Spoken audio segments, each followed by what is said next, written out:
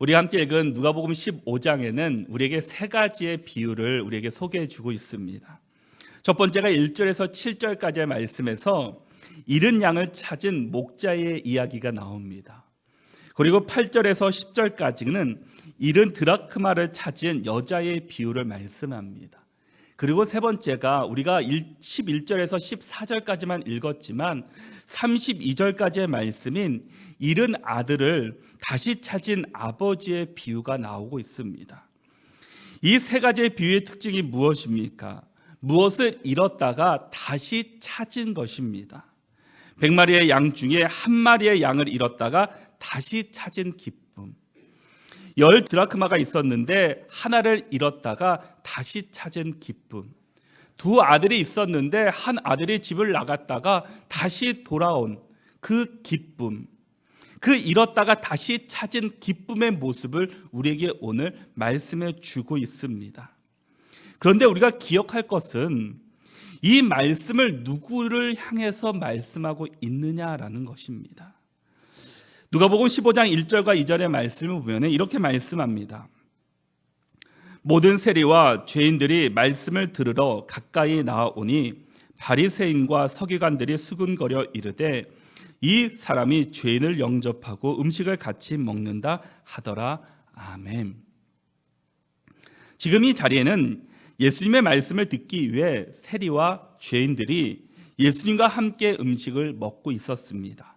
그런데 그 모습을 보고 있던 바리새인들과 서기관들이 수군거리고 있습니다.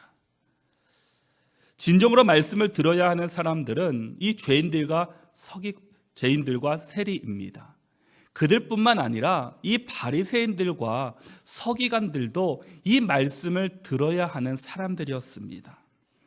그런데 바리새인들과 서기관들은 왜 예수님은 전혀 하나님의 나라와 전혀 상관없는 하나님의 말씀을 들을 필요가 없는 죄인과 저 세리들과 함께 식사를 나누고 있느냐고 말하고 있는 것입니다.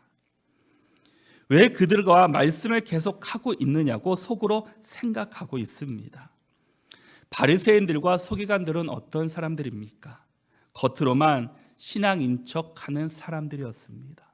겉으로만 율법을 잘 지키는 사람들입니다. 겉으로만 잘 믿는 사람 척하는 사람들이었다라는 겁니다. 속으로는 전혀 다른 생각을 품고 있는 사람들입니다. 겉과 속이 전혀 다른 그런 믿음의 사람들이었다라는 겁니다. 그들이 하나님의 말씀을 들어야 하는데 그들은 전혀 하나님의 말씀을 들을 생각은 하지 않고 전혀 율법을 지키지 않는 사람들을 정죄하며 그들을 비판하고 있는 사람들이었습니다. 어찌 보면 그들의 모습이 지금 이 시대를 살아가는 우리 그리스도의 모습은 아닐까라고 생각을 해보게 됩니다. 예수 그리스도를 구주로 고백했지만 모습만 있지는 않은지 우리의 모습을 다시 한번 돌아보게 됩니다. 그리고 이 말씀을 통해서 우리의 삶을 다시 한번 점검해 볼 수 있기를 바랍니다. 하나님의 말씀은 아직 하나님을 거부하고 믿지 않는 사람들에게도 분명히 필요합니다. 그리고 하나님의 말씀을 떠난 사람들에게도 그 말씀은 반드시 필요한 말씀입니다. 그러나 예수님을 믿고 구원받은 우리들에게도 이 말씀은 필요한 말씀입니다.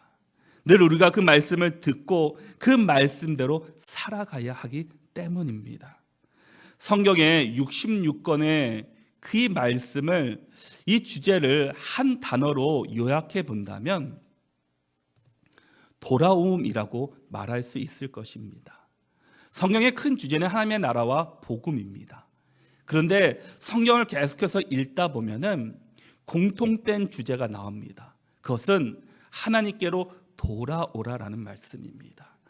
어떤 일을 하던 간에 우리가 예수님께로 돌아오라, 여호와께로 돌아오라라는 말씀을 우리에게 계속해서 해주고 있습니다. 성경의 모든 말씀이 주께로 돌아오라라는 말씀이었다라는 겁니다. 우리가 무슨 일을 하든지 어떠한 상황에 있던 간에 오직 우리가 바라보아야 하고 우리가 돌아와야 할 곳이 바로 예수 그리스도 주께로 돌아와야 한다라는 말씀입니다. 우리가 온전히 주님께 붙들려 살아갈 때 우리가 주 안에서 진정한 평화와 기쁨을 맛볼 수 있고 이 땅 가운데 살아갈 수 있게 됩니다. 하나님을 떠난 인생은 결코 행복할 수 없고 안전할 수 없습니다. 우리의 모든 것을 주관하시는 분이 바로 하나님이시기 때문입니다. 그래서 성경에서는 계속해서 우리에게 강조하는 것이 주께로 돌아와라, 하나님께로 돌아와라, 여호와께로 돌아와라라고 우리에게 계속해서 말씀하고 있다라는 겁니다. 그것이 믿지 않는 사람들에게만 말씀하는 것이 아니라 우리 믿고 있는 우리들에게도 계속해서 강조하시는 말씀이었다라는 겁니다. 우리에게도 주께로 돌아와서 우리가 주와 함께 동행하여 주와 함께 진정한 행복과 기쁨을 누려야 한다는 것을 말씀하고 있습니다. 진정한 행복을 주시는 분이 바로 하나님이시기 때문입니다. 세상에서 누리는 쾌락이 좋은 것 같지만 그것은 잠시 잠깐입니다. 여러분들도 인생을 살아가면서 세상에서 주는 쾌락을 누려보시지 않으셨습니까? 세상이 쾌락이 어떻습니까? 세상에서 주는 즐거움이 얼마나 오래 가셨습니까? 세상의 즐거움은 잠시 잠깐이었습니다. 세상의 즐거움은 더 깊은 쾌락으로 인도합니다. 더 악한 곳으로, 더 타락으로, 더 깊은 수렁으로, 더 악한 곳으로 우리를 인도할 뿐이었습니다. 그리고 세상에서 주는 쾌락은 영원하지 않습니다. 그리고 세상의 즐거움 뒤에는 무엇이 남아 있었습니까? 후회뿐이었습니다. 내가 왜 그랬을까? 라는 후회만이 남아 있었다라는 겁니다. 세상 즐거움은 죄악으로 인도할 뿐이었다라는 겁니다. 그러나 하나님이 주시는 즐거움은 다릅니다. 진정한 평안이 있고 기쁨이 그 안에 있다라는 겁니다. 우리가 하나님께로 다시금 돌아와 하나님의 평안과 기쁨을 진정으로 맛볼 수 있기를 바랍니다. 예배를 통해서, 찬양을 통해, 기도를 통해, 말씀을 통해 진정한 기쁨과 평안이 우리 가운데 가득 넘칠 수 있기를 바랍니다. 우리가 아까 부른 찬송가 가운데 94장이 있습니다. 이 찬양의 가사의 고백이 바로 우리의 고백이지 않습니까? 1절의 가사를 보면은 주 예수보다 더 귀한 것은 없네. 이 세상 부귀와 바꿀 수 없네. 2절에 보니까 주 예수보다 더 귀한 것은 없네. 이 세상 명예와 바꿀 수 없네. 3절에서는 주 예수보다 더 귀한 것은 없네. 이 세상 행복과 바꿀 수 없네. 후렴에서 뭐라고 말합니까? 세상 즐거움 다 버리고 세상 자랑 다 버렸네. 주 예수보다 더 귀한 것은 없네. 예수 밖에는 없네. 이 고백이 저와 여러분들의 고백이 될 수 있기를 바랍니다. 세상에서 아무리 큰 기쁨, 세상에서 주는 아무리 큰 즐거움이 있다 할지라도 예수보다 더 귀한 것은 없다라는 겁니다.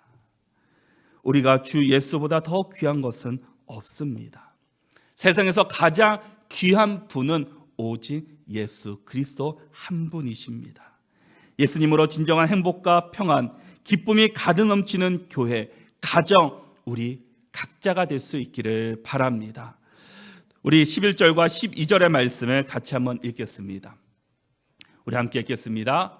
또 이르시되 어떤 사람에게 두 아들이 있는데 그 둘째가 아버지에게 말하되 아버지여 재산 중에서 내게 돌아올 분깃을 내게 주소서 하는지라. 아버지가 그 살림을 각각 나눠 주었더니 아멘. 오늘 본문에 어떤 사람에게 두 아들이 있었습니다. 그런데 두 아들이 아버지의 재산 중에 자기에게 돌아올 분깃을 먼저 달라고 이야기를 합니다. 당시 중동 문화권에서는 이 재산을 아버지가 돌아가시기 전까지는 재산을 물려받을 수가 없었다고 합니다. 그런데 둘째 아들은 아버지의 재산을 지금 달라고 말하고 있습니다. 지금 둘째 아들에게 돌아갈 분깃은 사실 아무것도 없습니다. 그 재산의 주인은 아버지 것입니다. 그런데 아들은 아버지에게 재산을 달라고 합니다. 앞으로 돌아올 분깃이 얼마인지도 모르는데 앞으로 내가 받을 분깃을 미리 달라라는 겁니다. 어떻게 아버지가 살아계시는데 아버지의 재산 중에서 내게 돌아올 분깃을 먼저 달라고 말할 수 있겠습니까? 만약 여러분의 자녀들이 이런 경우라면 여러분들은 어떻게 하시겠습니까? 그런데 오늘 아버지는 각각 분깃을 나누어 주었습니다. 둘째 아들은 아버지를 떠나면 너무나 행복하고 자유롭게 살아갈 수 있을 거라고 생각합니다. 그러나 그곳에는 문제가 있고 고통이 있고 아픔이 있는 곳이었습니다. 왜냐하면 하나님을 떠났기 때문입니다. 하나님을 떠난 삶은 고통과 고난의 연속입니다. 죄의 뜻은 관역을 벗어났다라는 뜻을 가지고 있습니다. 우리 그리스도인에게 죄는 하나님으로부터 벗어나는 것입니다. 죄인들의 세상은 어떻습니까? 그곳은 분쟁이 있습니다. 싸움이 있고 다툼이 있는 곳입니다. 그러나 하나님이 함께 하시는 곳은 늘 기쁨이 있고 평안이 있고 안식이 있는 그런 곳입니다. 우리는 하나님을 떠나서는 한순간도 살아갈 수 없는 사람들입니다. 우리는 하나님께로 돌아와야 합니다. 하나님께로 돌아와서 하나님과 더불어 함께 살아가는 사람들이 되어야 합니다. 요한복음 15장 5절의 말씀을 보니까 나는 포도나무여 너희는 가지라. 그가 내 안에 내가 그 안에 거하면 사람이 열매를 많이 맺나니 나를 떠나서는 너희가 아무것도 할 수 없음이라 라고 말씀합니다. 포도나무는 주님이시고 가지는 우리들입니다. 우리가 주님 안에 있지 않으면 많은 열매를 맺을 수 없습니다. 우리는 평안과 기쁨과 안식을 참된 안식을 누릴 수 없다라는 겁니다. 아버지를 떠난 둘째 아들에게 어떤 일이 일어나기 시작합니까? 13절의 말씀을 보니까 그 후 며칠이 안 되어 둘째 아들이 재물을 다 모아가지고 먼 나라에 가 거기서 허랑방탕하여 그 재산을 낭비하더니라고 말합니다. 재산을 받은 지 며칠 안 돼서 그 주변을 다 정리하고 먼 나라로 떠나갑니다. 그리고 그곳에서 허랑방탕한 삶을 살아갑니다. 자기 마음대로 정욕대로 재산을 낭비하며 허랑방탕한 생활을 했다라고 말씀합니다. 하나님을 멀리 떠나면 그때부터 우리의 인생은 사단의 유혹을 받기 시작합니다. 사탄의 유혹을 받기 시작하면은 우리의 인생은 낭비되고 허비되는 인생을 살아간다라는 겁니다. 둘째 아들은 아버지의 손길이 닿지 않는 먼 나라로 떠나갔습니다. 그곳에 가면 행복하고 기쁘고 즐겁게 살 수 있을 거라고 생각했기 때문에 먼 나라로 떠났습니다. 아버지 곁에 있는 것이 행복이 아니라 아버지를 멀리 떠나면, 손길이 닿지 않는 곳으로 떠나면 그것이 진정한 행복이라고 그는 생각했다라는 겁니다. 이것은 둘째 아들만의 문제는 결코 아닐 것입니다. 이 시대를 살아가고 있는 많은 사람들의 문제이기도 합니다. 바로 우리 그리스도인들의 문제이기도 합니다. 하나님을 믿으면서도 어떤 사람은 하나님을 멀리하는 사람들이 있습니다. 하나님 없는 삶을 살아가는 사람들이 얼마나 많이 있습니까? 삶의 주인을 자기 자신으로 생각하면서 살아가는 사람들이 너무나 많이 있다라는 겁니다. 필요할 때만 하나님을 찾고, 필요할 때만 하나님께 기도하고, 필요할 때만 하나님을 붙잡는 사람들이 너무나 많이 생기고 있는 모습을 보게 됩니다. 우리 가운데는 그런 사람들이 없기를 바랍니다. 특별히 저는 이 말씀을 묵상하면서 떠오르는 인물이 있었습니다. 이 사람은 바로 아담과 하와라는 사람이었습니다. 하나님께서는 천지를 창조하시고 그 땅 가운데 에덴 동산을 만들어 주셨습니다. 그곳에 아담을 보내셨습니다. 근데 그것은 부족함이 없는 곳이었습니다. 하나님은 아담에게 에덴 동산을 두루 다니며 그것을 경작하며 지키게 하고 또 각종 나무의 열매를 먹게 하셨습니다. 그런데 유일하게 먹지 말라고 한 것이 있었습니다. 창세기 2장 17절의 말씀을 보니까 선악을 알게 하는 나무의 열매는 먹지 말라라고 했습니다. 내가 먹는 날에는 반드시 죽으리라 라고 말씀합니다. 분명 하나님께서는 다른 나무의 열매는 다 먹어도 좋은데 동상 중앙에 있는 선악을 알게 하는 나무는 먹지 말아라. 그러면은 반드시 죽는다라고 말했습니다. 그런데 하와는 유독 그 나무를 보면서 이렇게 생각했습니다. 여자가 그 나무를 본지 먹음직도 하고 보암직도 하고 지혜롭게 할 만큼 탐스럽기도 한 나무인지라라고 말하고 있습니다. 아담과 하와가 하나님을 먹지 말라고 명령하신 선악과를 보고 나서 눈이 밝아지기 시작합니다. 그리고 그들의 행동이 바뀌기 시작합니다. 창세기 3장 8절의 말씀을 보니까 그들이 그날 바람이 불 때 동산에 거니시는 여호와 하나님의 소리를 듣고 아담과 그의 아내가 여호와 하나님의 낯을 피하여 동산 나무 사이에 숨은지라라고 말씀합니다. 아담과 하와는 죄를 범하고 한 행동이 무엇입니까? 동산 나무 사이에 숨었습니다. 하나님의 낯을 피합니다. 둘째 아들도 아버지의 재산을 가지고 도망간 곳이 어디입니까? 먼 나라입니다. 아버지가 찾을 수 없는, 아버지의 손길이 닿지 않을 것 같은 먼 나라로 떠났습니다. 죄인의 모습은 숨는 것입니다. 멀리 도망갑니다. 아담과 둘째 아들의 공통점은 모든 것이 욕심에서 시작되었다라는 겁니다. 이미 주어진 것이 많이 있었지만 주신 것에 만족하지 못하고 더 많이 갖기 위해서, 더 많은 풍족함을 얻기 위해서 죄가 그 안에 들어오기 시작했습니다. 더 많이 가지려고 하다 보니까 불행이 시작했다라는 겁니다. 야고보서 1장 15절에서도 욕심이 잉태한 즉 죄를 낳고 죄가 장성한 즉 사망을 낳느니라 라고 말씀하고 있습니다. 아버지를 떠나면 모든 것이 행복하고 즐거울 것 같았지만 떠나는 순간 불행이 시작하고 말았습니다. 둘째 아들은 시간이 지나면서 자신이 생각한 그것과 완전히 달라지는 상황이 바뀌는 모습을 보게 되었습니다. 14절의 말씀을 보겠습니다.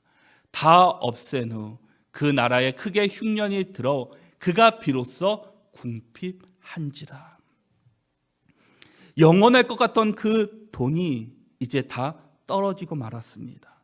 그리고 그 나라에 크게 흉년이 들어 먹을 것을 찾기조차 어려웠습니다. 그래서 돼지가 먹는 주원 열매로 배를 채우고자 했지만 그것마저 주는 사람이 없었다라고 말씀합니다. 이제 주변에 아무도 없습니다. 홀로 남았습니다. 왜 하나님께서는 돈도 없는데 왜 그곳에 흉년까지 보내셨겠습니까? 우리는 때로 우리가 살아가는 인생 가운데 고난이 찾아올 때 하나님께 우리는 묻습니다. 왜 나에게 이런 고난을 주십니까? 왜 나에게 이런 고통을 허락하십니까? 하나님께서 우리에게 고난을 허락하시는 것은 분명한 이유가 있습니다. 이유 없는 고난과 고통을 우리에게 허락하지 않으십니다. 우리에게 고난을 허락하시는 것은 우리가 하나님을 바라보지 않기 때문입니다. 하나님께서는 계속해서 우리에게 말씀하시고 또 말씀하셨지만 우리는 하나님의 음성에 전혀 기울이지 않는 그런 삶을 살았기 때문입니다. 우리가 편안하고 즐거울 때는 하나님을 바라보지 않습니다. 세상을 바라보며 살아갑니다. 내 힘으로, 내 능력으로 살아갑니다. 그러나 고난이 오고 고통이 있고 문제가 생기면 그때 하나님께 나가 무릎을 꿇고 하나님께 기도하고 하나님께 용서를 구하는 우리의 모습을 발견한다는 겁니다. 오늘 둘째 아들도 돈이 많을 때는 전혀 생각지도 않은 아버지를 아무것도 없는 빈털터리가 되어서야 아버지와 그 집이 생각나기 시작했다라는 겁니다. 우리 17절 말씀을 한번 같이 읽어보겠습니다. 함께 읽겠습니다. 이에 스스로 돌이켜 이르되 내 아버지에게는 양식이 풍족한 품꾼이 얼마나 많은가. 나는 여기서 줄여 죽는구나. 아멘. 그렇게 돈이 있고 허랑방탕한 삶을 살아갈 때는 생각지도 않고 돌아보지도 않았던 아버지의 집이 생각났습니다. 그리고 스스로 돌이킵니다. 아버지와 함께 살았을 때 집을 떠나기 전에는 전혀 그런 것들을 몰랐습니다. 아버지 집에 양식이 많았던 것, 품꾼이 많았던 것조차 생각하지 못했습니다. 그러나 아버지를 떠나서 이제 아무것도 없자 그가 생각합니다. 우리가 평안할 때도 풍족할 때도 기쁠 때도 언제나 하나님을 바라보며 주님과 동행하며 살아가야 하는데 우리가 그렇게 살지 못한다라는 겁니다. 이것이 우리 인생의 실패의 원인이기도 합니다. 때로 우리 교회 가운데, 우리 가정 가운데, 우리 개인 가운데 문제를 만났을 때 우리가 해야 하는 것은 하나님을 바라보는 겁니다. 하나님께 나와 부르짖어 기도하는 것입니다. 둘째 아들은 이제 일어나 아버지께로 갑니다.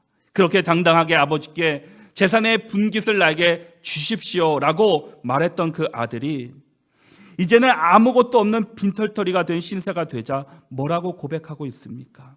18절의 말씀을 보니까 내가 하늘과 아버지께 죄를 지었사오니. 그럼 이 아들이 재산을 받기 전에는 착한 아들이었을까요? 그는 그전에도 별반 다르지 않는 아들이었을 겁니다. 그런데 인생의 가장 밑바닥에 가서야 이제 제가 죄를 지었다라는 것을 고백하고 있습니다. 이제는 아들이 아니라 품꾼의 하나로 여겨달라고 말합니다. 인간의 연약함을 우리는 둘째 아들의 모습을 통해서 우리는 다시금 보게 됩니다. 우리도 주님을 만나기 전에는 이 둘째 아들과 똑같은 사람들이었습니다. 하나님보다 내가 더 잘났고 내가 더 뛰어났고 내가 더 능력이 있었던 사람이었는데 인생의 밑바닥을 가서야 그때서야 내가 알게 되었습니다. 하나님보다 내가 잘난 것이 하나도 없구나. 내가 죄인이구나. 내가 가장 연약한 사람이구나. 주 앞에 나와 회개하고 주님 저는 죄인입니다 라고 고백했던 우리들의 모습이 아니었습니까? 그런데 지금 우리의 모습은 어떠한가요? 다시금 둘째 아들의 모습으로 돌아간 우리의 모습은 아닌지 우리의 모습을 돌아볼 수 있기를 바랍니다. 우리의 인생의 주인이 하나님이심을 고백하고 우리가 다시금 주께로 돌아와서 주 앞에 온전히 쓰임받는 믿음의 사람들로 살아갈 수 있기를 바랍니다. 이제 둘째 아들은 가진 것도 없습니다. 머물 곳도 없습니다. 보살펴줄 사람도 없습니다. 돌아갈 곳은 어디입니까? 아버지의 집입니다. 우리가 가야 할 곳, 우리가 돌아가야 할 곳은 어디입니까? 아버지의 집, 교회입니다. 주님의 전에 우리는 나와야 합니다. 우리의 모습이 어떤 간에, 우리의 상황이 어떤 간에 우리가 입사해야 할 곳은 아버지의 집이어야 합니다. 지금 둘째 아들은 모든 것을 다 잃어버리고 이제 아버지의 집으로 돌아갑니다. 얼마나 마음이 초조했겠습니까? 혹시 아버지가 문전박대하시면 어떨까? 모른 채 하시면 어떠하나? 쫓아내시면 어떠하나? 이런 생각 저런 생각하면서 초조한 마음으로 한 발짝 한 발짝 아버지의 집을 향해서 걸어갑니다. 그런데 돌아오는 아들을 본 아버지의 모습이 어떻습니까? 우리 20절 말씀을 같이 한번 읽겠습니다. 우리 함께 읽겠습니다. 이에 일어나서 아버지께로 돌아가니라. 아직도 거리가 먼데 아버지가 그를 보고 치근히 여겨 달려가 목을 안고 입을 맞추니 아멘. 전혀 자신이 생각한 것과 다른 상황이 전개됩니다. 돌아오는 아들을 본 아버지는 달려가 목을 안고 입 맞추며 반갑게 맞이했습니다. 둘째 아들의 상황은 어떻습니까? 지금 씻지도 않았습니다. 옷은 누추합니다. 몸에는 사람들이 가까이 올 수도 없는 더러운 냄새가 납니다. 그런데 아버지는 그를 반갑게 안아줍니다. 그리고 입 맞춥니다. 얼마나 뜨겁게 안아주었습니까? 그리고 거리가 먼데 저 멀리서 오는 아들을 한눈에 알아봤습니다. 그것은 일시적으로 그 아들을 봤다는 것이 아닙니다. 매일매일 문 밖에 나가서 혹시 아들이 언제 오나, 오늘 오나, 내일 오나, 매일매일 나가서 아들이 오기만을 기다리고 또 기다리고 또 기다리고 또 기다리고 올 때까지 문 밖에서 기다리고 있었다라는 겁니다. 우리 하나님께서도 지금도 우리를 기다리고 계십니다. 우리가 언제 돌아오나 또 언제 돌아오나 기다리고 또 기다리고 있습니다. 우리가 깨끗하고 정결한 다음에 돌아가야지 라고 생각하는 것이 아니라 지금 당장 결단하고 우리는 하나님 앞으로 나가야 합니다. 하나님 앞에 나갈 때 하나님께서는 우리를 이렇게 안아주시고 우리를 맞이해 주십니다. 요한계시록 3장 20절 말씀을 보면은 볼지어다 내가 문 밖에 서서 두드리노니 누구든지 내 음성을 듣고 문을 열면 내가 그에게로 들어가 그와 더불어 먹고 그는 나와 더불어 먹으리라 라고 말씀합니다. 이 그림을 우리는 너무나 잘 알 것입니다. 주님께서는 지금도 우리가 주께로 돌아오기를 우리 곁에서 기다리고 계십니다. 우리의 마음을 문을 열지 않기 때문에 우리가 주님을 만나지 못하고 있습니다. 이 그림의 특징이 무엇입니까? 밖에 문고리가 없다라는 겁니다. 주님은 문 밖에서 우리를 기다리고 계십니다. 그런데 문을 열 수 있는 사람은 예수님이 아니라 우리가 열어야지 예수님이 문 안으로 들어올 수 있다라는 겁니다. 아버지는 둘째 아들에게 기쁘게 맞이해 줄 뿐 아니라 돌아온 아들에게 좋은 옷을 입히고 손에 가락지를 끼고 발에 신을 신기고 살찐 송아지를 잡아다가 큰 잔치를 베풀었습니다. 어떻게 그렇게 할 수 있겠습니까? 아들은 재산을 다 탕진했습니다. 그런데도 아버지는 그 아들에게 지극정성으로 모든 것을 환대해 주었습니다. 그것은 아버지는 아들을 사랑했기 때문입니다. 아들은 아버지의 재산을 가지고 나갔지만 아들의 자격이 상실된 것이 아니었다라는 겁니다. 아버지의 관심은 재산이 아니라 그 아들에게 있었습니다. 아들이 돌아오기로만, 언제 돌아오나 그것에만 관심이 있었다라는 겁니다. 아버지에게 중요한 것은 재산이 아니었습니다. 늘 그 자리를 비워두고 아들이 돌아오기만을 기다렸다라는 겁니다. 저는 결혼을 하기 전에는 이 부모님의 사랑에 대해서 정확하게 이해하지 못했습니다. 저것이 부모님의 사랑인가? 라는 것을 늘 의구심을 가지고 살았습니다. 근데 결혼을 하고 자녀를 출산하고 자녀를 키우면서 저게 정말 부모님의 사랑이구나라는 것을 뒤늦게 깨닫게 되었습니다. 자신을 희생하면서 자신을 헌신하면서 주셨던 부모님의 사랑, 자신은 다 손해보면서 자녀에게 더 좋은 것을 주기 위해서 아낌없이 베푸셨던 그 사랑을 나중에서야 저는 이제 알게 되었습니다. 여러분들 자녀를 키우면서 얼마나 많은 헌신과 사랑, 그 희생을 겪으셨습니까? 그런데 자녀들은 그 부모의 사랑을 단 1%도 알지를 사실은 모릅니다. 하나님의 사랑이 우리가 무엇으로 이해할 수 있겠습니까? 하나님께서 베풀어 주신 사랑의 100% 중에 우리는 단 1%도 이해할 수 없을 겁니다. 아버지가 그 둘째 아들을 사랑하는 정도가 우리가 생각하는 그 이상의 사랑이었다라는 겁니다. 아버지는 아들을 미워한 적조차도 없었습니다. 그렇기 때문에 돌아왔을 때 그렇게 환대해 주었고 그렇게 기쁨으로 맞이해 줄 수 있었다라는 겁니다. 하나님은 사랑이십니다. 우리의 모습이 어떠하던 간에, 우리의 형편, 우리의 상황, 우리의 모습이 어떠한 간에 그런 것을 보시는 분이 아니라 그냥 우리 존재 자체로 그냥 사랑해 주시는 분이십니다.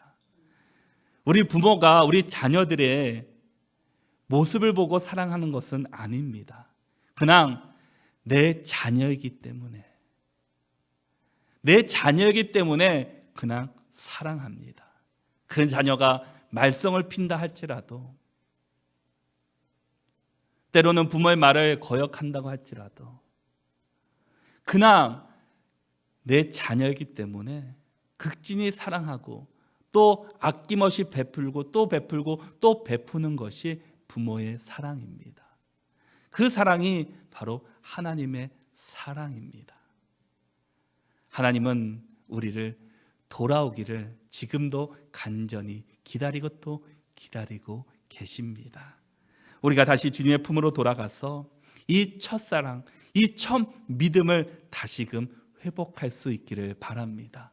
우리가 인생의 밑바닥을 간 다음에 주님, 우리가 죄인입니다 라고 회개하고 돌아오는 것이 아니라 지금 우리가 주님 앞에 죄인인 걸 깨닫고 주 앞에 돌아가서 주님의 그 사랑을 다시 한번 깨닫고 주님 앞에 온전히 쓰임받는 우리 모두가 될 수 있기를 바랍니다. 그래서 하나님 안으로 돌아가서 하나님께서 주시는 진정한 기쁨과 평안과 안식을 누릴 수 있고 하나님으로 말미암아 진정한 평안과 치유와 회복을 경험하는 그 은혜가 우리 가운데 모두가 경험되는 우리 모든 믿음의 백성들이 다 될 수 있기를 바랍니다.